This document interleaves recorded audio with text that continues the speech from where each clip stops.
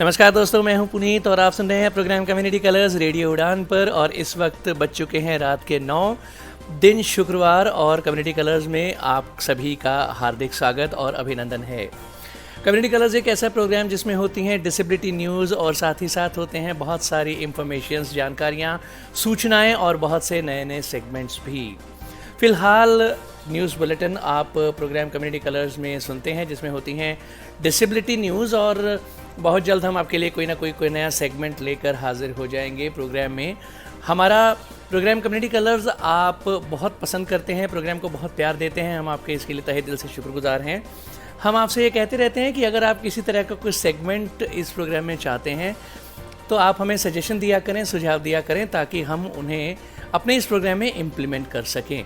बहरहाल रेडियो उड़ान सुनने के लिए आप हमारी वेबसाइट विज़िट कर सकते हैं www.radioudan.com, जहां पर हमारे वेब पेज पर भी प्ले बटन प्रेस करके आप रेडियो उड़ान सुन सकते हैं। और वैसे प्ले स्टोर और ऐप स्टोर दोनों पर हमारी ऐप्स अवेलेबल हैं, और बहुत सारे थर्ड पार्टी प्लेटफॉर्म्स पर जैसे गूगल और एलेक्सा, एप्पल और यहाँ तक कि रिनोवा म्यूज़िक पर भी हमारी रेडियो उड़ान स्ट्रीमिंग अवेलेबल है, और ट्यून इन पर भी आप रेडियो उड़ान सुन सकते हैं।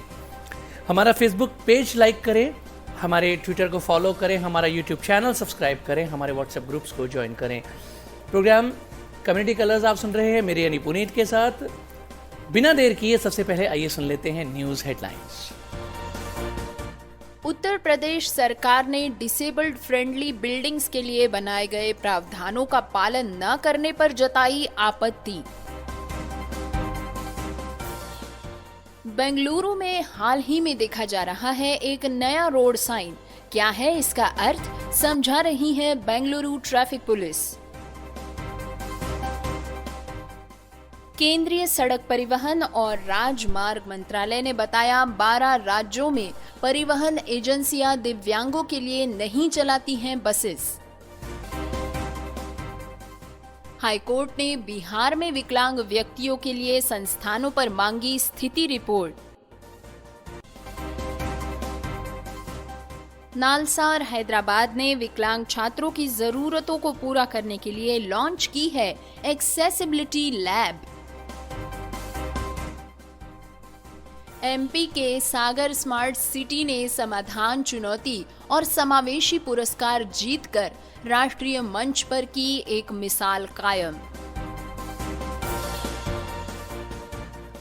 जल्द ही आ रहा है रेडियो उड़ान RJ Hunt season 3।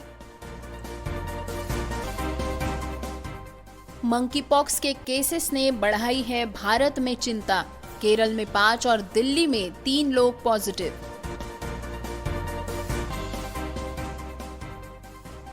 UPSC civil service मुख्य परीक्षा का शेड्यूल जारी। आइसक्रीम बेचने की आड़ में विकलांग शराब कारोबारी गिरफ्तार। अब दौड़ पाएंगे क्लब फुट जन्मजात विकार के पीड़ित। उत्तर प्रदेश के मिर्जापुर में मोटराइज्ड ट्राइसिकल वितरण की जाएगी जांच।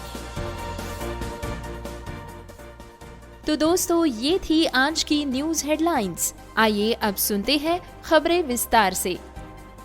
न्यूज़ हेडलाइंस के बाद बारी डिटेल्ड न्यूज़ बुलेटिन की, लेकिन उससे पहले छोटा सा ब्रेक के बाद वापस आएंगे। सुनते रहिए program community colours only on radio Udaan, a flight of life.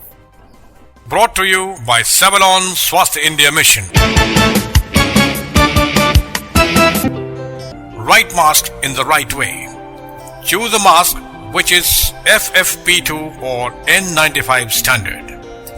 Wear a mask such that it covers properly your nose and mouth.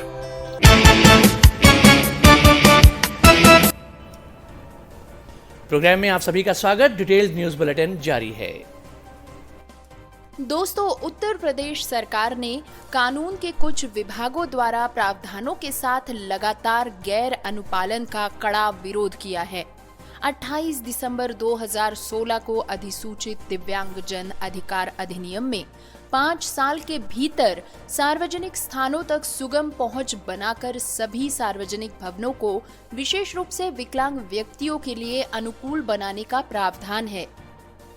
राज्य सरकार ने इस संबंध में जारी किए गए निर्देशों को न केवल दोहराया है, बल्कि शारीरिक रूप से विकलांग व्यक्तियों के लिए जो भवन बनाए गए हैं या नहीं बनाए गए हैं, उनके बारे में 12 अगस्त 2022 तक रिपोर्ट भी मांगी है।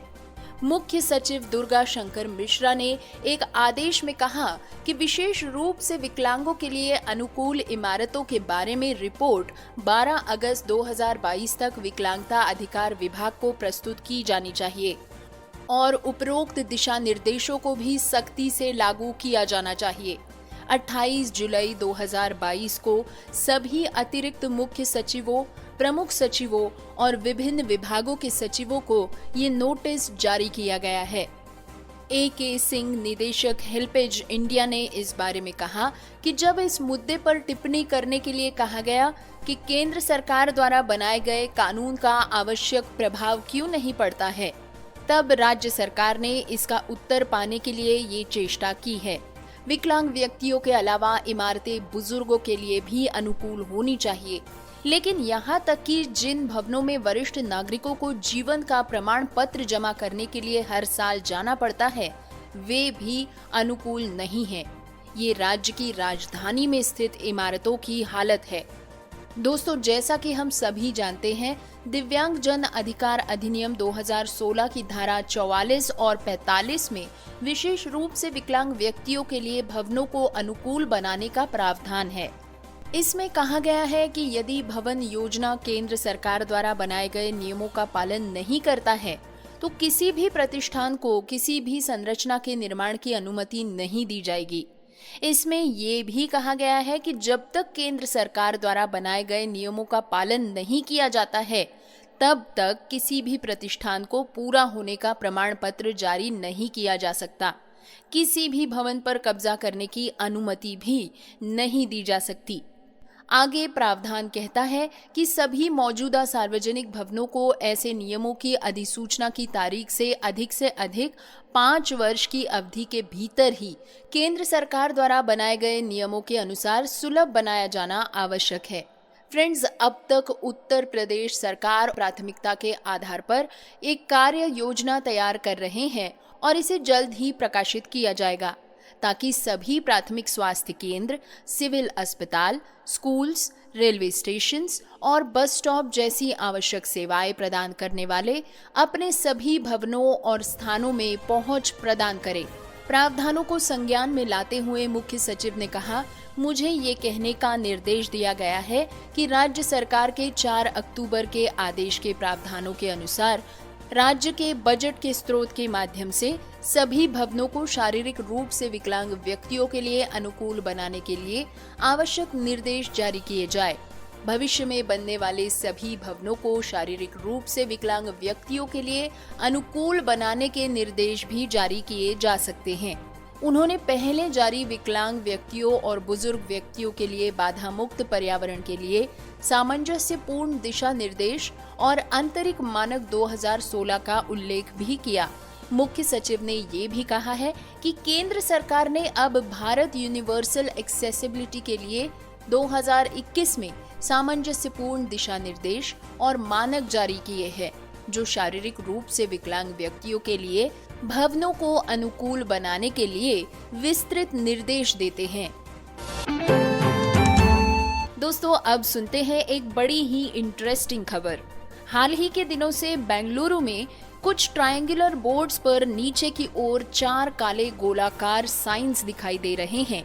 एक कम्यूटर ने बेंगलुरु की सड़कों पर एक नए ट्रैफिक साइन के बारे में पूछा, तो बेंगलुरु ट्रैफिक पुलिस ने उसे विस्तार से समझाया है। बेंगलुरु ट्रैफिक पुलिस ने बताया है कि न केवल सोशल मीडिया के माध्यम से उन्हें शिकायतें प्राप्त होती है, बल्कि सड़कों के संकेतों और सुरक्षा के बारे में संदेहों और स्पष्टीकरणों का जवाब भी मिलता है। उदाहरण के तौर पर एक ट्विटर उपयोगकर्ता ने एक असामान्य सड़क चिन्ह देखा और सोशल मीडिया पर इसकी तस्वीर साझा कर दी, जिसमें पुलिस के संकेत और उसके उपयोग की व्याख्या करने के लिए कहा गया था। अनिरुद्ध मुखर्जी नामक एक ट्विटर हैंडल ने एक सफेद पृष्ठभूमि पर 4 काले गोलाकारों का संकेत देखा। इस जिज्ञासु कम्यूटर ने एक तस्वीर क्लिक की और ट्रैफिक पुलिस को टैग करते हुए ट्वीट किया कि ये कौन सा ट्रैफिक सिग्नल है @WFTRPS@BLR सिटी ट्रैफिक। इसे होप फार्म सिग्नल से ठीक पहले लगाया गया है। इसी के बाद व्हाइट फील्ड क्षेत्र में ट्रैफिक पुलिस ने तेजी से इस पर प्रतिक्रिया दी और बताया कि उस क्षेत्र में साइन क्यों स्थापित किया गया है। जवाब में उन्होंने लिखा था, प्रिय महोदय, ये एक चेतावनी साइन बोर्ड है जो चेतावनी देता है कि एक दृष्टिहीन व्यक्ति सड़क पर हो सकता है और इसके लिए आपको वाहन चलाते समय सावधानी बरतनी चाहिए। होप फार्म जंक्शन पर एक अंध विद्यालय के लिए ये बोर्ड लगा दिया गया है। फ्रेंड्स, मजे की बात तो ये है कि कई यूजर्स ने माना है कि उन्हें भी उस ट्रैफिक साइन के पीछे का मतलब पता नहीं था और उन्होंने भी इसे समझाने के लिए पुलिस को धन्यवाद दिया है। एक व्यक्ति ने लिखा है कि सूचना देने के लिए धन्यवाद, मुझे पता ही नहीं था। और दूसरे ने लिखा है कि शिक्षा के लिए धन्यवाद, हम में से अधिकांश लोग इन सड़क संकेतों और उनके अर्थ से अनजान हैं। दोस्तों, आपको बता दें कि इससे पहले भी बेंगलुरु के कोरमंगला में मकान मालिकों द्वारा कुछ मजाकिया पार्किंग संकेतों का इस्तेमाल भी वायरल हुआ था। फ्रेंड्स, अब रुख करते हैं केंद्रीय सड़क परिवहन और राजमार्ग मंत्रालय की खबर की ओर, जिसके अनुसार कम से कम 12 राज्य परिवहन एजेंसीज के पास विशेष रूप से विकलांग व्यक्तियों के लिए एक भी बस मौजूद नहीं है और राज्य के अधिकारियों द्वारा संचालित लगभग 65% सार्वजनिक परिवहन बसेस शारीरिक रूप से विकलांग यात्रियों की जरूरतों को पूरा नहीं करती हैं। केंद्रीय सड़क परिवहन और राजमार्ग मंत्रालय के अनुसार 61 राज्य परिवहन उपक्रम यानी कि STUs, जो राज्य सड़क परिवहन उपक्रम संघ के सदस्य है, 1,45,747 बसेस का संचालन कर रहे हैं। उनमें से लगभग 51,000 ही विकलांग व्यक्तियों के लिए बोर्डिंग और डी बोर्डिंग की सुविधा से लैस हैं। राज्य एजेंसीज जिनके पास विकलांग व्यक्तियों के लिए बसेस की सुविधाएं नहीं है, उनमें शामिल है राजस्थान राज्य सड़क परिवहन निगम, उड़ीसा राज्य सड़क परिवहन निगम, हरियाणा राज्य परिवहन, अरुणाचल प्रदेश राज्य परिवहन विभाग, जम्मू और कश्मीर राज्य सड़क परिवहन निगम, मेघालय परिवहन निगम, मिजोरम राज्य परिवहन पंजाब, पंजाब राज्य बस स्टैंड प्रबंधन कंपनी, सिक्किम राष्ट्रीयकृत परिवहन, उत्तराखंड परिवहन निगम और दक्षिण बंगाल राज्य परिवहन निगम। दोस्तों, पिछले हफ्ते ही राज्यसभा में सवालों का जवाब देते हुए केंद्रीय सड़क परिवहन और राजमार्ग मंत्री नितिन गडकरी ने बताया कि Bangalore metropolitan transport corporation BMTC, Delhi transport corporation DTC, Jaipur city TSL, Tamil Nadu Kumbakonam, Navi Mumbai नगर निगम का पूरा transport NMMT, Lucknow city services limited, Meerut city transport services limited, Allahabad city transport services limited, Varanasi city transport service limited, Agra Mathura transport service limited, Kanpur city transport service limited और Kerala urban road transport corporation में विशेष आवश्यकता वाले लोगों के लिए बोर्डिंग और डी बोर्डिंग की सुविधाएं हैं। दोस्तों, इसके बारे में कांग्रेस सांसद अमी याग्निक ने जानना चाहा कि क्या केंद्रीय मोटर वाहन नियम 1979 में संशोधन के बाद भी अधिकांश बसेस में विशेष आवश्यकता वाले यात्रियों को चढ़ने या उतरने की कोई सुविधा बनाई गई है। गडकरी ने सदन को बताया कि मंत्रालय ने सुगम्य भारत अभियान में निर्धारित लक्ष्यों को प्राप्त करने के लिए कई पहल शुरू की है, जिसमें विकलांगों की गतिशीलता को सुविधाजनक बनाने के लिए मोटर वाहनों में बदलाव के निर्देश शामिल है। उन्होंने कहा कि राज्य सरकारों और केंद्र शासित प्रदेशों के प्रशासन को मार्च 2019 तक कम से कम 25% सरकारी स्वामित्व वाले सार्वजनिक परिवहन वाहनों को पूरी तरह से सुलभ बनाने का निर्देश दिया गया है। डिटेल्ड न्यूज बुलेटिन जारी है, लेकिन इससे पहले वक्त एक बार फिर एक छोटे से ब्रेक का है। ब्रेक के बाद फिर मिलेंगे। सुनते रहिए program community colours only on radio Udaan, a flight of life. Brought to you by Savlon Swasth India Mission.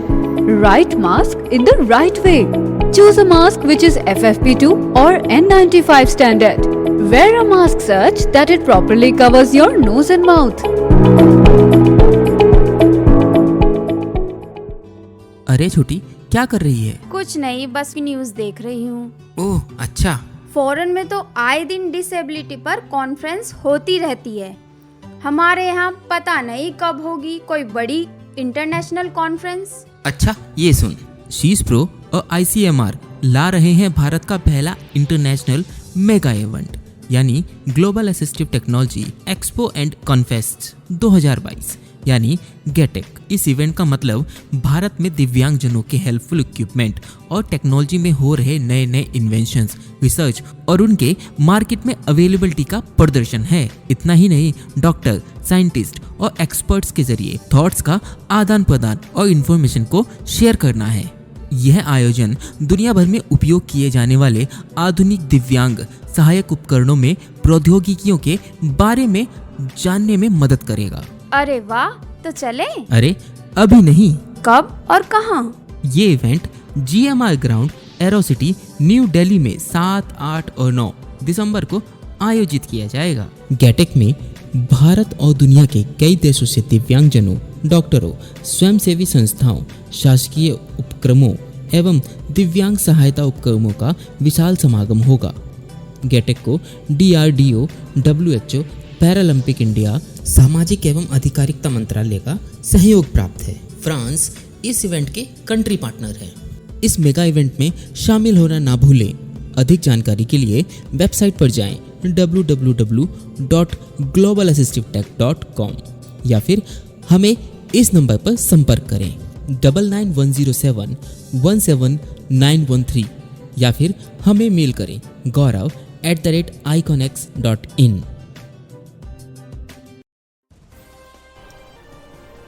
Programme में आप सभी का स्वागत। डिटेल्ड न्यूज बुलेटिन जारी है।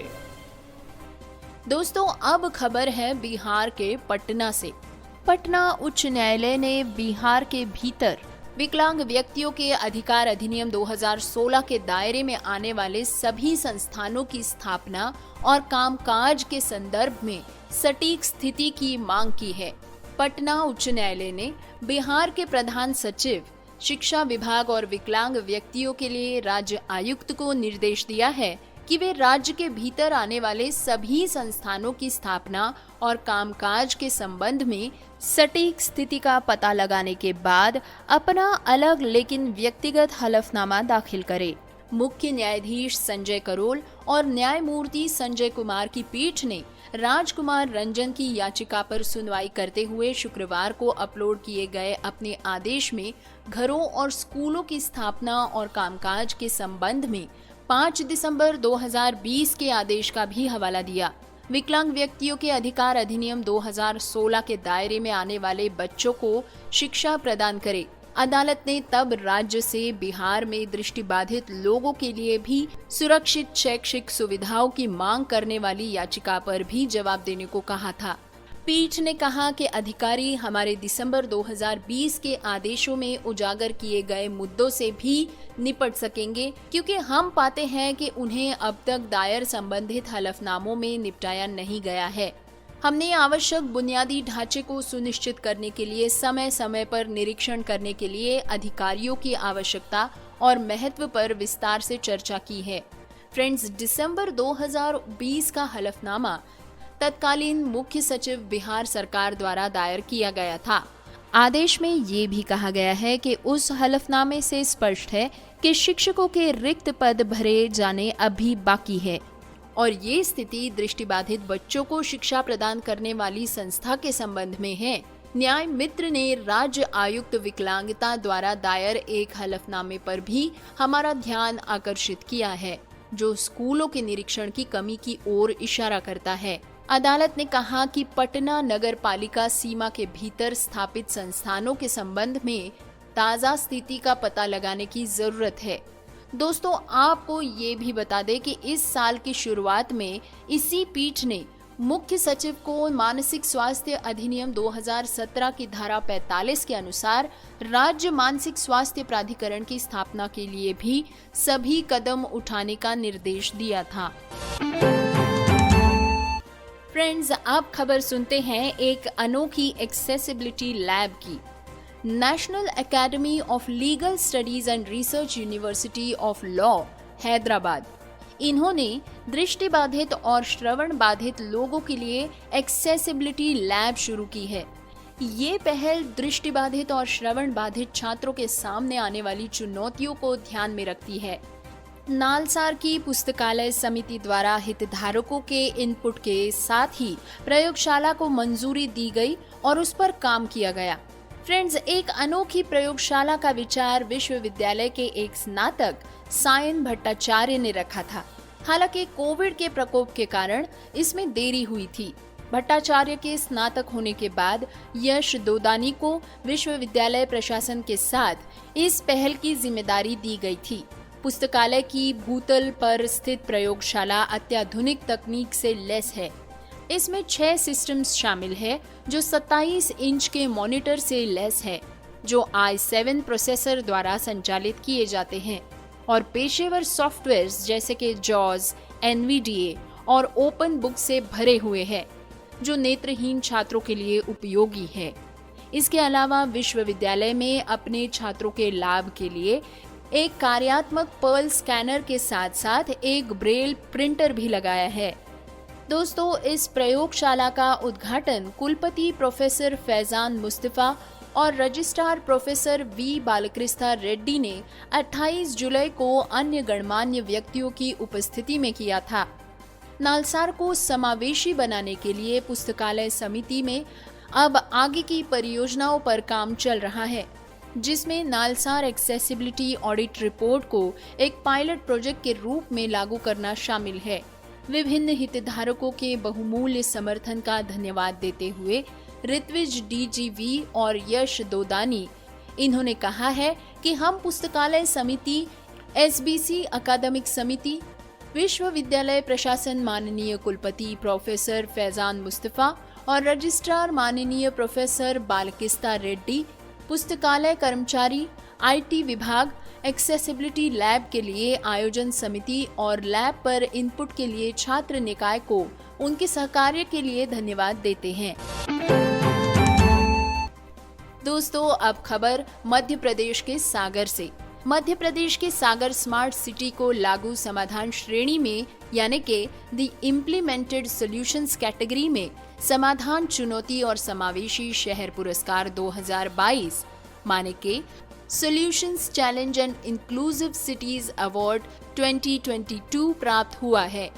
मंगलवार को इसके फाइनल रिजल्ट्स जारी किए गए। इस राष्ट्रीय स्तर के कार्यक्रम का आयोजन संयुक्त राष्ट्र भारत राष्ट्रीय शहरी मामलों के संस्थान, नीति आयोग, अटल इनोवेशन मिशन, आवास और शहरी मामलों के मंत्रालय, असिस्टेक फाउंडेशन के बैनर के तले किया गया था। सागर स्मार्ट सिटी ने नीति और शासन विषय के तहत इस पुरस्कार प्रतियोगिता में भाग लिया था। स्मार्ट इनोवेशन और तकनीकी समाधान विकसित करने के लिए जून में इस प्रतियोगिता के पहले चरण में सागर स्मार्ट सिटी का चयन किया गया था। सागर स्मार्ट सिटी सचिव रजत गुप्ता ने 21 जुलाई को जूरी को इस मामले में प्रेजेंटेशन दिया। जूरी सदस्यों में दिल्ली के metro rail corporation, NIUA, UN habitat India और अन्य विशेषज्ञ और प्रतिनिधि शामिल थे। विजेता को स्मार्ट नवाचारों, विचारों और तकनीकी समाधानों को एकीकृत करके किए गए कार्यों के लिए चुना गया था और इसी पुरस्कार के तहत जिस चीज ने सागर को खड़ा किया वो है तकनीकी समाधानों को अपनाकर समावेशी और सुलभ विकास, विशेष रूप से विकलांग व्यक्तियों, महिलाओं और बुजुर्गों के लिए एक सुरक्षित शहर। सागर को विशेषज्ञों के परामर्श और तकनीकी सहायता से अंतर्राष्ट्रीय मंचों पर अपने काम का प्रदर्शन करने का भी अवसर दिया जाएगा। दोस्तों, सीजन 2 की समृद्ध सफलता से उत्साहित रेडियो उड़ान आपके लिए आरजे हंट का तीसरा सीजन लेकर आया है। सभी इच्छुक रेडियो जॉकीज के लिए ये एक सुनहरा अवसर है। क्या आपका दिल एक आरजे बनने के लिए तरस रहा है? क्या आपको लगता है कि आपके पास एक आवाज है जो दर्शकों को मंत्र मुग्ध कर सकती है? और क्या आपको लगता है कि कोई भी आरजे हंट आसपास नहीं हो रहा है, तो यही मौका है एक आरजे का टाइटल जीतने का, हमारी अगली आवाज बनने का, रेडियो उड़ान पर आरजे बनकर दिल जीतने का। बिल्कुल मिस न करे, विजेताओं को मिलेगा रोमांचक इनाम और रेडियो उड़ान के साथ काम करने का मौका। दोस्तों याद रहे, ये प्रतियोगिता एक ऑनलाइन प्रतियोगिता है और इसमें 3 राउंड्स शामिल होंगे। जान लेते हैं नियम एवं शर्तों के बारे में। कोई भी विकलांग या गैर विकलांग व्यक्ति अपनी उम्र या लिंग की परवाह किए बिना अपनी एंट्री जमा कर सकता है। आपको पहले राउंड के लिए अपनी रिकॉर्डिंग एक लिंक के रूप में जमा करनी होगी। आपकी एंट्री रिकॉर्डिंग 2 मिनट से अधिक नहीं होनी चाहिए। रिकॉर्डिंग को उचित पृष्ठभूमि संगीत के साथ अच्छी तरह से संपादित किया जाना चाहिए, माने कि अच्छी तरह से एडिटेड एंट्री आपको जमा करनी है। आपको अपनी एंट्री हमारी वेबसाइट पर जमा करनी होगी, जो कि है www.radioudan.com। याद रहे, ये एंट्री आपको 15 सितंबर से पहले भेजनी है। विजेताओं को नकद पुरस्कार का पहला 50% मिलेगा और बाकी राशि रेडियो उड़ान के साथ अपनी 6 महीने की इंटर्नशिप के साथ दी जाएगी। फ्रेंड्स, आरजे हंट सीजन 3 की इस अनूठी पेशकश के साथ रेडियो उड़ान अब पहुंच गया है कई देशों में हजारों से भी अधिक श्रोताओं के पास। न केवल उनकी प्रतिभा को पहचानने के लिए, बल्कि उनके व्यापक मनोरंजन के लिए भी। हम आपसे सुनने के लिए भी उत्सुक हैं। सो जल्द से जल्द शेयर करें अपनी एंट्रीज ऑन www.radioudan.com। अधिक जानकारी के लिए आप हमें ईमेल भी भेज सकते हैं danish.mahajan88@gmail.com पर। दोस्तों आइए अब सुनते हैं खबर दुनिया भर में फैल रहे मंकी पॉक्स के मामलों के बारे में। दुनिया भर में मंकी पॉक्स के मामले तेजी से बढ़ रहे हैं। 80 से भी ज्यादा देशों में मंकी पॉक्स के 21,000 से भी ज्यादा केसेस सामने आ चुके हैं। WHO ने इसे ग्लोबल हेल्थ पब्लिक इमरजेंसी घोषित कर दिया है। मंकी पॉक्स से अफ्रीका में अब तक 75 लोगों की मौत हो चुकी है। इनमें से ज्यादातर मौतें कोंगो और नाइजीरिया में हुई है। इसके अलावा स्पेन, ब्राजील और भारत में भी मंकी पॉक्स से मौत हुई है। देश में मंकी पॉक्स के केसेस की संख्या भले ही कम हो, लेकिन ये धीरे धीरे बढ़ रही है। देश में अब मंकी पॉक्स के केसेस की संख्या बढ़कर 8 हो गई है। इनमें दिल्ली के 3, केरल के 5 केसेस शामिल है। दिल्ली में मंकी पॉक्स के संदिग्ध 35 वर्षीय नाइजीरियाई युवक की रिपोर्ट भी पॉजिटिव आ चुकी है। ये युवक फिलहाल दिल्ली में ही रहता है। दिल्ली में अब तक मंकी पॉक्स से संक्रमित लोगों का इलाज लोकनायक जयप्रकाश LNJP अस्पताल में किया जा रहा है, लेकिन अब स्वास्थ्य विभाग ने 3 प्राइवेट अस्पतालों को भी मंकी पॉक्स के इलाज के निर्देश दिए हैं। दोस्तों, लोक सेवा संघ आयोग ने सिविल सर्विस मुख्य परीक्षा का शेड्यूल जारी कर दिया है। परीक्षा का शेड्यूल UPSC की वेबसाइट पर भी दिया गया है। UPSC की मुख्य परीक्षा 16 सितंबर से शुरू हो रही है। परीक्षा 2 शिफ्ट्स में ली जाएगी। पहली पारी 9 से 12 बजे तक और दूसरी 2 से 5 बजे तक होगी। आयोग की सिविल सर्विस परीक्षा 16, 17, 18, 24 और 25 इन 5 दिनों में आयोजित की जाएगी। सिविल सर्विस प्रीलिम्स परीक्षा के नतीजे जून में जारी किए जा चुके हैं।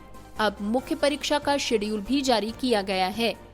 UPSC प्रीलिम्स में जून में 13,090 उम्मीदवारों को सफल घोषित किया गया था। परीक्षा का आयोजन 5 जून 2022 को किया गया था। परीक्षा के लिए 11.52 लाख लोगों ने आवेदन किया था।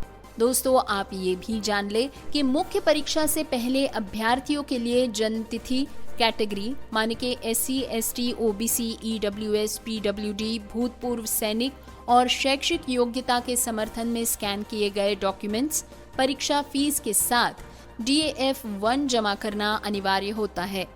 UPSC भारतीय प्रशासनिक सेवा, भारतीय विदेश सेवा, भारतीय पुलिस सेवा, भारतीय राजस्व सेवा, इसके समेत तरह तरह की सिविल सेवाओं के लिए अधिकारियों का चयन करने के लिए प्रतिवर्ष 3 चरणों में प्रारंभिक, मुख्य और साक्षात्कार सिविल सेवा परीक्षाएं आयोजित करती हैं।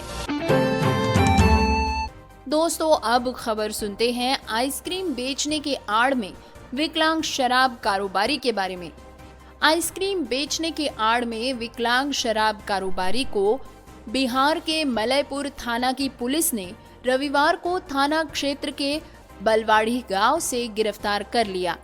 गिरफ्तार धंधेबाज की पहचान बरहट थाना क्षेत्र के कौड़िया गांव के कपिल देव यादव के रूप में की गई है। गिरफ्तार आरोपी को पुलिस ने अपने कब्जे में ले लिया है। पुलिस सूत्रों से मिली जानकारी के अनुसार मलयपुर थानाध्यक्ष को गुप्त सूचना मिली थी कि एक विकलांग युवक आइसक्रीम बेचने की आड़ में देशी शराब का धंधा कर रहा है। जानकारी पाकर थानाध्यक्ष ने आरोपी शराब कारोबारी को पकड़ने के लिए जाल बिछाया। रविवार की सुबह जैसे ही विकलांग शराब कारोबारी मलयपुर के रास्ते कदम घाट बस्ती पर शराब की डिलीवरी देने जा रहा था तो पुलिस ने उसे अपने कब्जे में ले लिया और आइसक्रीम के बक्से की तलाशी ली और उसमें तकरीबन 10 लीटर शराब पाई गई। पूछताछ में विकलांग कारोबारी ने अपने ऊपर किया जा रहा आरोप स्वीकार किया। इस संबंध में थानाध्यक्ष राजवर्धन कुमार कहते हैं कि गिरफ्तार धंधेबाज कई महीनों से आइसक्रीम बेचने की आड़ में देशी शराब का धंधा कर रहा था, जिसे गिरफ्तार कर लिया गया। उन्होंने बताया, शराब अधिनियम के तहत उस पर प्राथमिकी दर्ज कर उसे न्यायिक हिरासत में भेज दिया गया है। दोस्तों, आइए अब सुनते हैं खबर क्लब फुट जन्मजात विकार के पीड़ितों के बारे में। यह खबर है उत्तर प्रदेश के रामपुर से।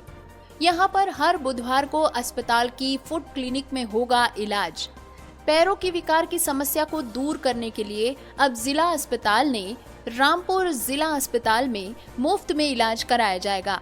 ऐसे बच्चों के चिन्हीकरण के लिए स्वास्थ्य विभाग ने अभियान चलाने का फैसला किया है। जिले भर के CHO ऐसे बच्चों का चिन्हीकरण करेंगे। पैरों के विकार की समस्या को 2 साल तक के बच्चों में भी देखा जा सकता है। इस तरह के कई मामले सामने आने के बाद अब स्वास्थ्य विभाग ने इसका इलाज जिला अस्पताल के माध्यम से करने की ठान ली है।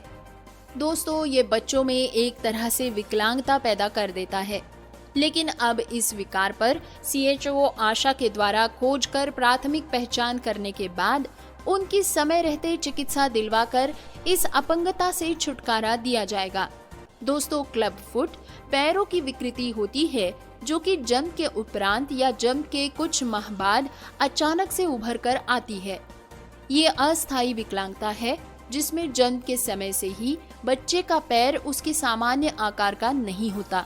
ये या तो बाहर की ओर या तो अंदर की ओर मुड़ा होता है। ये नवजात शिशुओं में पाई जाने वाली सबसे आम विकृति है जो हड्डियों और जोड़ों से संबंधित होती है और अब उत्तर प्रदेश के रामपुर जिला अस्पताल में इससे जुड़े उपचार मुफ्त में शुरू किए जा रहे हैं। क्लब फुट के बारे में शिशु अवस्था में ही पता चलने पर स्ट्रेचिंग और कास्टिंग क्लब फुट का एक सामान्य बिना जोखिम वाला इलाज किया जाता है। इलाज के इस तरीके को पोंसेटी भी कहा जाता है। इसके अंतर्गत बच्चे के पैरों को धीरे धीरे सीधा किया जाता है। इसके बाद पैरों पर प्लास्टर, जिसे कास्ट भी कहते हैं, को चढ़ाया जाता है और बाद में स्पेशल जूतों का प्रयोग करवाया जाता है। 6 माह के अंदर पता चलने या जन्मजात ऑर्थोपेडिक विसंगति क्लब फुट का उपचार किया जा सकता है। समय रहते इसकी पहचान कर पारंपरिक उपचार या ऑपरेटिव ट्रीटमेंट के बाद पैर वापस सामान्य स्थिति में लाया जा सकता है। समय पर उपचार कराने के बाद बच्चों को इस विकार से छुटकारा भी दिलाया जा सकता है। रामपुर NHM के DSPM प्रभात कुमार के मुताबिक क्लब फुट बच्चों का जिला अस्पताल में हर बुधवार को क्लब फुट क्लिनिक पर इलाज किया जाएगा। दोस्तों, उत्तर प्रदेश के मिर्जापुर नगर के बरिया घाट स्थित रामटेक पर ताज विकलांग सेवा समिति की हुई बैठक में मोटराइज्ड ट्राईसाइकिल वितरण करने में भेदभाव का आरोप किया गया है। इस दौरान समिति के प्रबंधक मुकबल अली जिलाधिकारी से इस मामले की जांच कराए जाने की मांग की गई है। कहा गया है कि दिव्यांगजन कल्याण विभाग के भेदभाव के चलते कई पात्र विकलांगजनों को इससे वंचित रहना पड़ा है। इसी के चलते अब इस विषय पर जांच की मांग की गई है। तो डिटेल्ड न्यूज बुलेटिन के बाद हम आपको सिर्फ इतना कहना चाहेंगे कि आपको हमारा प्रोग्राम कैसा लगा हमें बताइएगा जरूर। अपना फीडबैक जितने तरीके ऊपर पहले हम रेडियो उड़ान सुनने के आपको बता चुके हैं, उनमें से किसी भी तरीके से आप अपना फीडबैक हम तक पहुंचा सकते हैं। अपने फीडबैक्स हमें ज़रूर दीजिए ताकि हम इस प्रोग्राम को बेहतर बना सकें। बहरहाल अब प्रोग्राम के अंजाम की बारी। प्रोग्राम के आखिर में न्यूज़ हेडलाइंस एक बार फिर। उत्तर प्रदेश सरकार ने डिसेबल्ड फ्रेंडली बिल्डिंग्स के लिए बनाए गए प्रावधानों का पालन न करने पर जताई आपत्ति। बेंगलुरु में हाल ही में देखा जा रहा है एक नया रोड साइन। क्या है इसका अर्थ, समझा रही है बेंगलुरु ट्रैफिक पुलिस। केंद्रीय सड़क परिवहन और राजमार्ग मंत्रालय ने बताया 12 राज्यों में परिवहन एजेंसियां दिव्यांगों के लिए नहीं चलाती हैं बसेस। हाईकोर्ट ने बिहार में विकलांग व्यक्तियों के लिए संस्थानों पर मांगी स्थिति रिपोर्ट। नालसार हैदराबाद ने विकलांग छात्रों की जरूरतों को पूरा करने के लिए लॉन्च की है एक्सेसिबिलिटी लैब। एमपी के सागर स्मार्ट सिटी ने समाधान चुनौती और समावेशी पुरस्कार जीतकर राष्ट्रीय मंच पर की एक मिसाल कायम। जल्द ही आ रहा है रेडियो उड़ान RJ Hunt season 3। Monkey pox के केसेस ने बढ़ाई है भारत में चिंता। केरल में 5 और दिल्ली में 3 लोग पॉजिटिव।